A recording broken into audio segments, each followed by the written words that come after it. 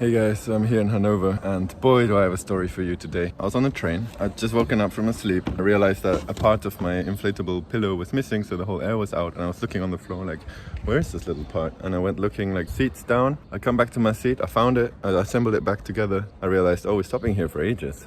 And then I noticed my phone's gone from the table. It was on the table, gone. And I start looking everywhere. Is it on my coat? Is it in my backpack? It's nowhere to be seen.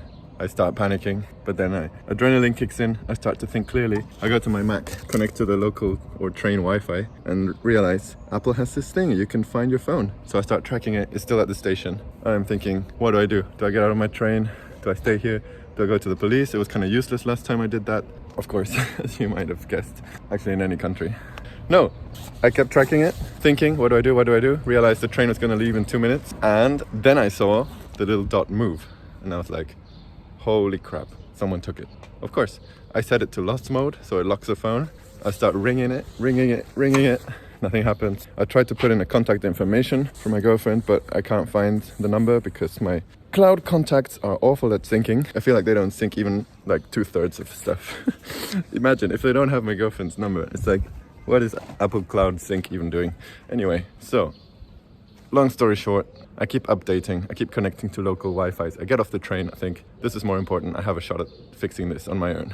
And I end up here at the park, where I went around this corner, and just there, chilling on a bench, this random guy with my phone. He sees me coming, and he pulls it out, and he's got it in his hand, and he's looking at me, and he's looking at the phone, and he's looking at me. Is he still there? Of course not. Yeah, so basically this is where the encounter happened. It was all right there. He was sitting.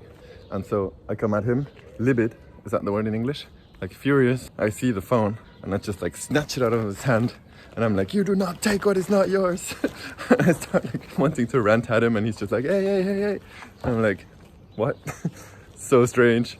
Such a strange situation. And I tell him like, it's my phone. And he's like, what do you mean it's your phone? I'm like, it's my phone. He's like, what do you mean? It's my phone. And then he just said that he found it. I'm like, what do you mean you found it? Like next to me? Yeah, I was sleeping. Like that's called stealing. And he's like, no, I found it. I'm like, where? And he's like, I swear I found it. And I'm like, well, where?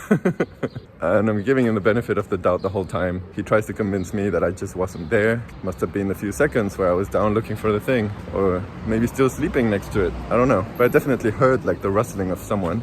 It seemed to me like it was just someone collecting plastic bottles and you know, cans with this deposit on them.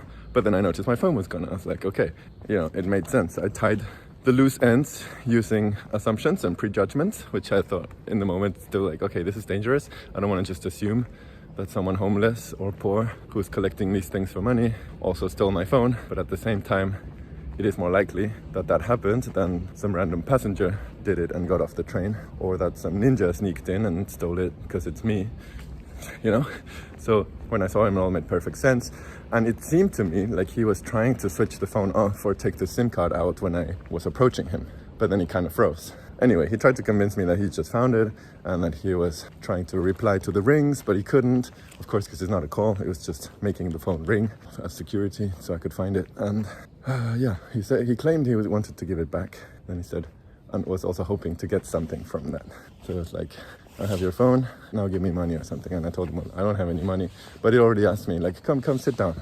Like, he wanted me to calm down and then we could talk about it. He asked me if I smoked. I said, no. He said, well, do you have a lighter? Yeah. So I just gifted him my lighter. And I said, like, you know, man, all good. Just, you should know, it's a lot that goes lost when someone loses their phone. So next time, just hand it over to the train station or the police, okay?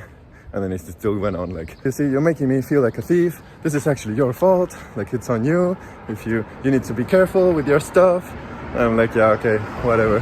I mean, of course, yeah, there's an element of responsibility, but I don't like to talk about fault in general.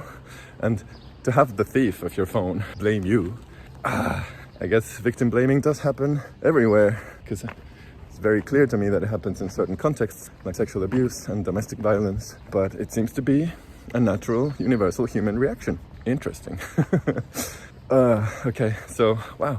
I actually feel like really pumped because it worked out.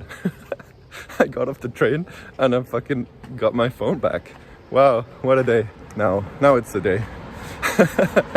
This is probably the highlight of the week. Yeah. Thanks to Apple for cool products. like tracking and security features. Thanks to Hannover for being a very easy to navigate city, even with a panic head, and for having Wi-Fi hotspots. Well, that's actually down to the businesses. Some cities actually have city-wide Wi-Fi, so in that sense you're behind Hannover.